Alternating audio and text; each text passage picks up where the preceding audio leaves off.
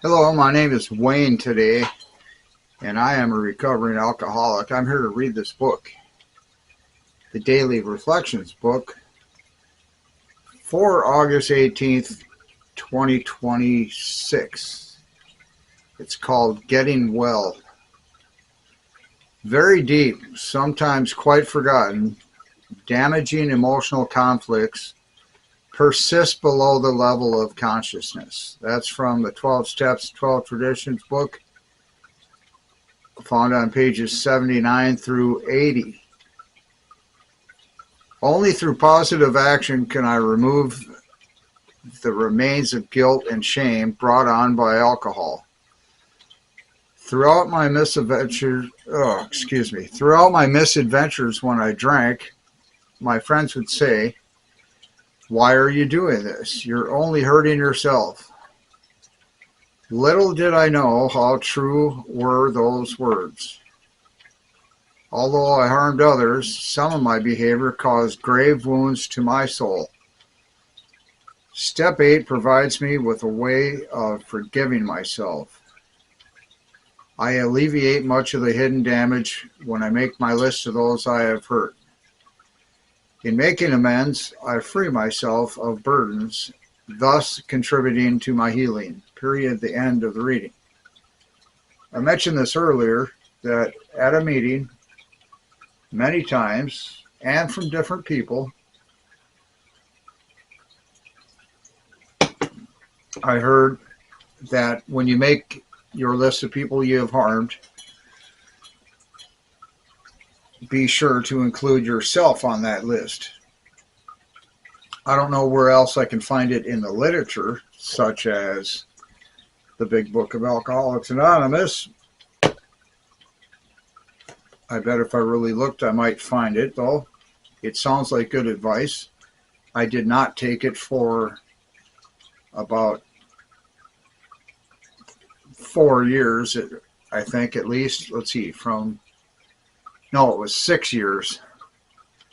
And I didn't listen to any of this crap for like the first couple years. For like 2 years, I was just so sick and tired of being sick and tired is what I arrived at when I got out of treatment. I wasn't so sick and tired anymore.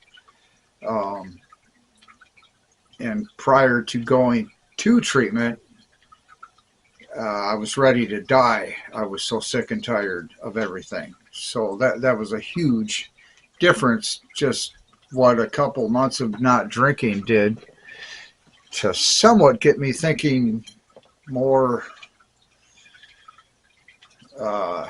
harmlessly, let's say. So I knew from before and from just general consensus, Alcoholics Anonymous had something to do with people having a content, sober life, or at least they were getting through life without desperately craving and needing a drink every day, which is where I was at. So when I quit drinking, right away, they say this other thing, alcoholism. If you remove the alcohol, you're still stuck with the ism. That's what this very deep, sometimes quite forgotten, damaging emotional conflicts persist below the level of consciousness. And if you want to get well, like the title suggests, getting well, you have these isms. Only through positive action can I remove the remains of guilt and shame brought on by alcohol, or alcoholism, let's say. Throughout my misadventures when I drank, my friends would say, "Why are you doing this? You're only hurting yourself." I've got a big fat disagreement with that. At least for a while, there were people that still loved, and well, they might have cared about me later, but I don't think they liked me very much. But I did have a circle of, well, not even a circle. Well, maybe if you had two people hugging each other with you in between, that would be a circle. You would be, well, whatever. This thing is, I had very few people left anyhow that loved and cared about me, but they were still there. And so I've got this problem with this. You're only hurting yourself. I hurt them so bad that I drove them away from me. You know, maybe because I knew they were right. Below in my consciousness, below my conscious level, whatever. All that psychobabble crap I'm so fond of. Throughout my misadventures, when I drank, my friends would say, "Why are you doing this? You're only hurting yourself." Little did I know how true were those words. Although I harmed others, some of it, my behavior caused grave wounds to my soul. This ism was firmly dug in and planted and in it for the long haul. And the only way I seemed to be able to make it through a day was by drinking. Or at least it was maybe slightly more tolerable. That's probably too generous also. But anyways, what did it say? Only through positive action. So I got so sick and tired that I finally realized I was sick and tired of this, sick and tired of being sick and tired even, that I got into treatment. And this was the second time going through treatment, and I was so desperate, sick, and tired. Let's just leave it at those three things, that I was willing to, well, try it again, I guess, would be the first thing. And then to start, I don't know, lowering the barrier or letting them in or letting their educational ideas in. I was still not very personable. I didn't like anybody, basically. So it was hard to anybody trying to communicate with me.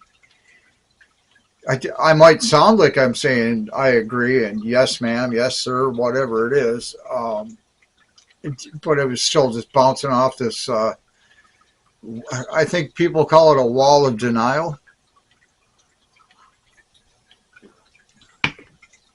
Here's something I couldn't see because of my pride and self-centeredness, I think, somewhere in there. That was at pretty much the base of everything, was being self-centered or having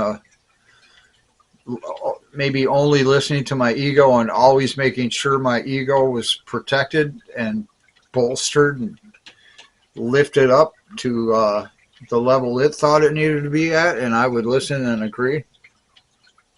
Was that even being at a treatment facility, it's like these people are probably trying to help me, because like what this title says,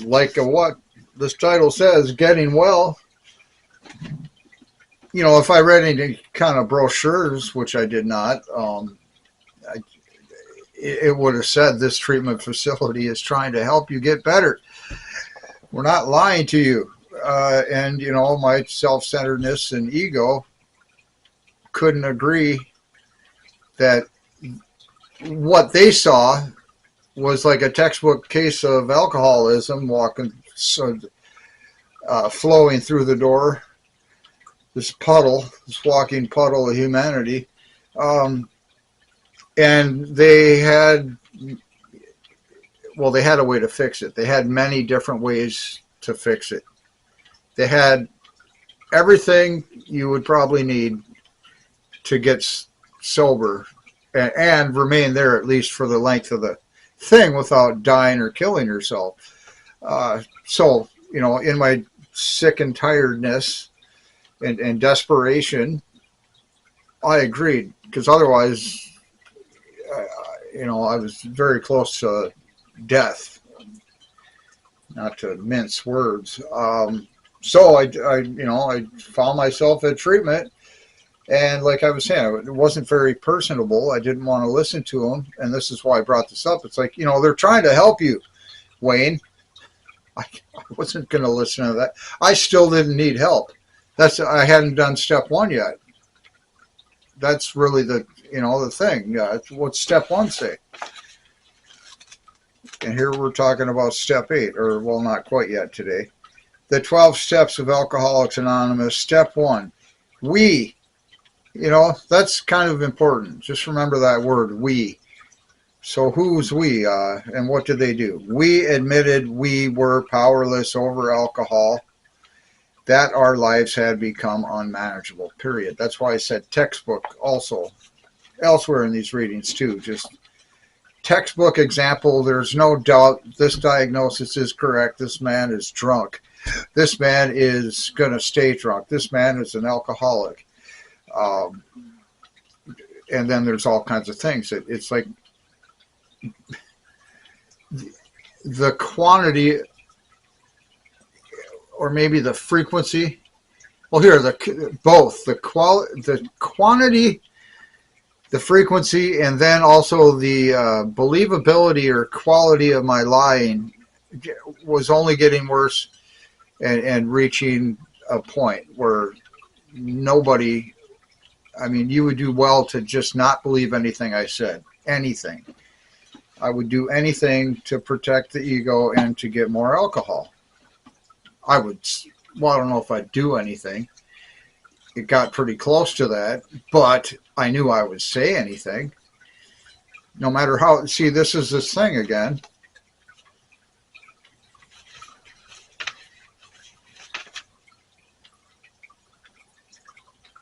Why are you doing this? You're only hurting yourself. Little did I know how true those words were. That's my wording. Although I harmed others, some of my behavior, such as the lying and denial, caused grave wounds to my soul. So now when you remove the alcohol and you got all your isms, when I removed the alcohol and I was stuck with my bag of isms, the ISMs, that's the word you stick on the end of a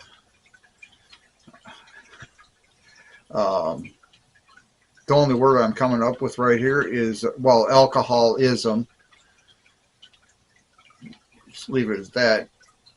It was very difficult without alcohol to deal with my isms that I had been causing myself to either increase the seeming size of them and then the damage they were causing to me by believing in my shortcomings, I guess, and practicing my shortcomings and being stuck in my shortcomings.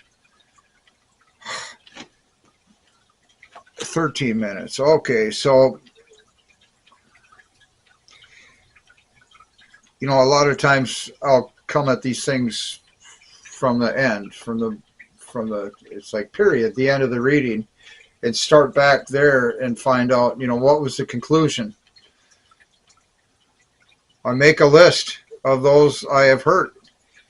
In making amends, I free myself of burdens, or maybe some of my isms to begin with, thus contributing to my healing. The removal or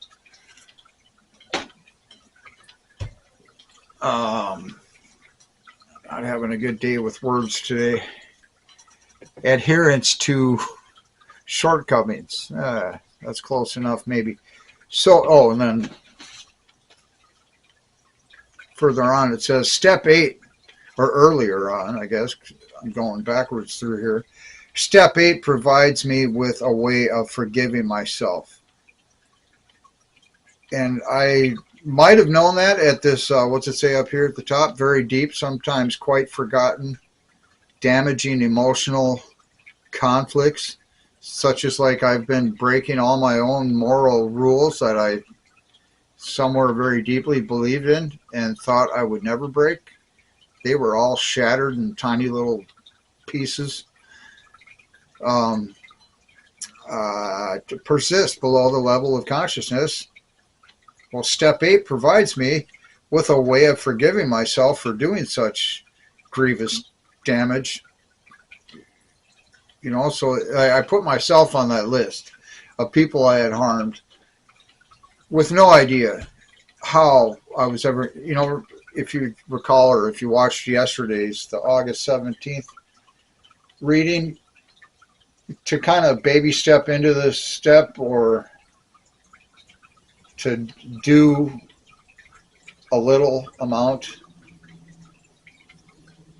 much for a lot of time over and over persistently and consistently doing just a little bit that you maybe can deal with. Do that. If you only can do a little bit, do it much. Do often. A little bit that you can do, because that will accumulate. Just like the damage of the drinking did, at least for me. That's another insidious thing about alcoholism and many other diseases, terminal diseases.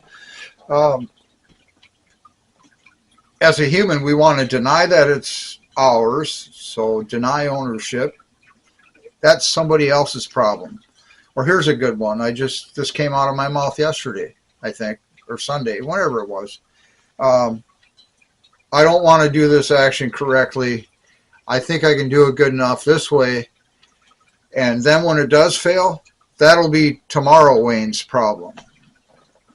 So just bury it, hide it, deny it, and move on.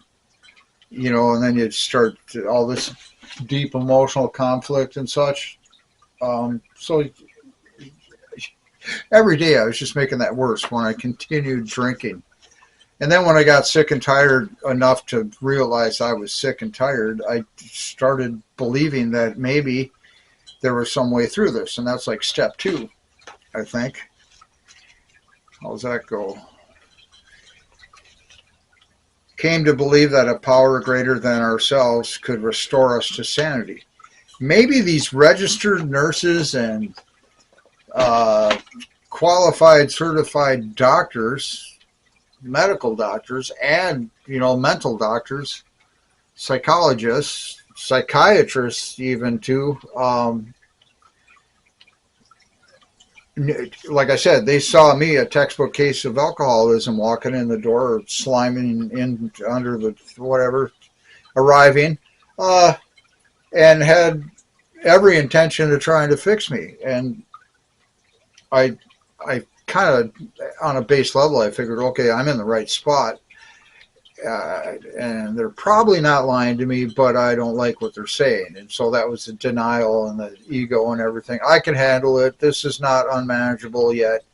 I got some power left. I can just dig deep or whatever and apply or whatever. It was just all so thin. And once the alcohol was removed, how thin that kind of believing was apparent. And then that was really painful and scary, right? I was frightened. And then with no alcohol to try and get through the day with all that fear and anxiety and such, it's like, well, maybe these people were right. They have, it says like RN Smith or whatever, registered nurse. Even back then, I had some ideas that education was a good idea. And these people had pursued some kind of training somewhere and whatever. And, I'd been in the military and whatever, all this kind of stuff. They're probably not lying to me just to get my money. And besides, they're not really even just getting my money. It's the VA's paying for this, hopefully. I didn't quite have certainty on that. I just didn't want to die bad enough to, instead of dying, I'll go to treatment is kind of what I arrived at.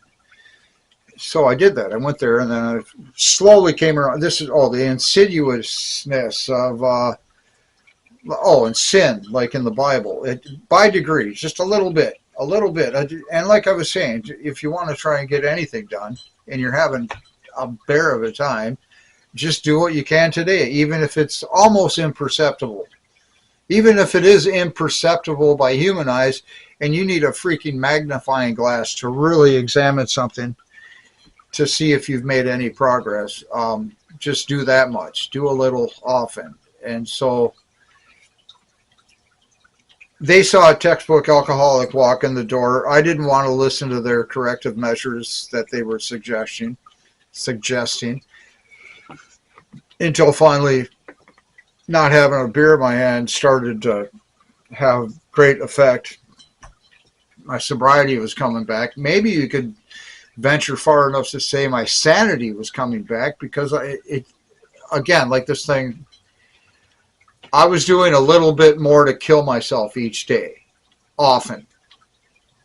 So in whatever direction you're heading, if you just keep heading in that direction, even if it's almost imperceptible, you will reach that destination. So make sure that you're heading in a direction that you want to be. And if you start to imagine what might be at the end of that road, or somewhere along the road even, while there's still exits and you can get off and change your heading, or however you want to put it, make sure that's the result you want. Maybe I used to think a lot of weird things. Let's just say I used to think the way I was living when I was drinking, I thought was going to be good enough, and this pleases me, just for a very simple hypothetical thing. And then there were many clues given to me. You don't want to keep going down this road. I didn't listen. Too selfish. Even self-righteous would probably be a better fitting word today for that, or any other day even. So let's see, 21 minutes. I think I can do this one today in 30 minutes or less, instead of this having to have a part two. I don't have to do any of this, but I do. I don't question it. So let's read through this thing one more time. Getting well for August 18th, daily reflection. Very deep, sometimes quite forgotten, damaging emotional conflicts persist below the level of consciousness. That's from the 12 Steps and 12 Traditions book, found on pages 79 and 80. Only through positive action can I remove the remains of guilt and shame brought on by alcohol. Throughout my misadventures when I drank, my friends would say, "Why are you doing this? You're only hurting yourself." Little did I know how true were those words. Although I harmed others, some of my behavior caused grave wounds to my soul. Step 8 provides me with a way of forgiving myself.